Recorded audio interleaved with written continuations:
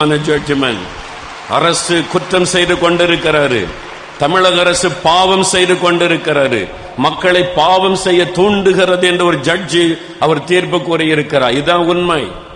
ஒரு கவர்மெண்ட் விசாரணை வியாபாரம் பண்ணி 47% ஆண்களை குடிகாரனாய் மாற்றி இருக்கிறது இந்த அரசாங்கம். இது ஒரு பயங்கரமான பாவம், மக்களுக்கு செய்கிற துரோகம். அதனால குடும்பங்கள் பாழாகிறது. கடந்த 4 வருஷத்துல தமிழ்நாட்டில் விதவைகள் அதிகமாக இருக்கிறார்கள். ஒரு கணக்கெடுப்பு, விதவைகள் அதிகமாக இருக்கிறாங்க. ஏன் என்று கேட்டால், குடித்து குடித்து குடித்து ஆண்கள் செத்து கொண்டிருக்கிறாங்க.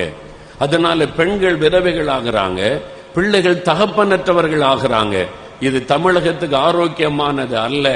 பாருங்க, இதை குறித்து நீதிமன்றமே இவ்வளவு தெளிவா, ஒரு குற்றம் செய்தவனை விட குற்றம் செய்ய தூண்டுகிறவர்களுக்கும் அவங்க குற்றவாளிகள். அப்ப மதுபானத்தினால இவ்வளவு குற்றம் பெருக காரணமாயிருக்கிற அரசாங்கம் குற்றவாளி என்பதாக நீதிபதி தீர்ப்பு சொல்லி இருக்கிறார். ஏன் நீங்க பொறுப்பெடுக்க கூடாது? இனிமே நாங்க உங்களை கேள்வி கேட்போம், கீழே பார்த்தா அதுக்கு விளக்கம் கேட்போம் என்றெல்லாம் எழுதியிருக்கிறார். தினத்தந்தி பேப்பர்ல நேற்றைக்கு முந்தைய தினம் வந்த ஜட்ஜ்மெண்டினுடைய ஒரு காப்பி இது. அப்ப நீங்க யோசித்து பாருங்க, ஒரு ஜட்ஜுக்குள்ள இவ்வளவு வேதனை இருந்தால் இயேசுவை அறிந்த தெய்வ பிள்ளைகள் நமக்குள்ள இவ்வளவு வேதனை இருக்க வேண்டும். இன்னைக்கு குடும்பம் எல்லாம் பாழாகி கொண்டிருக்கிறாரு. இந்த டாஸ்மாக் கடை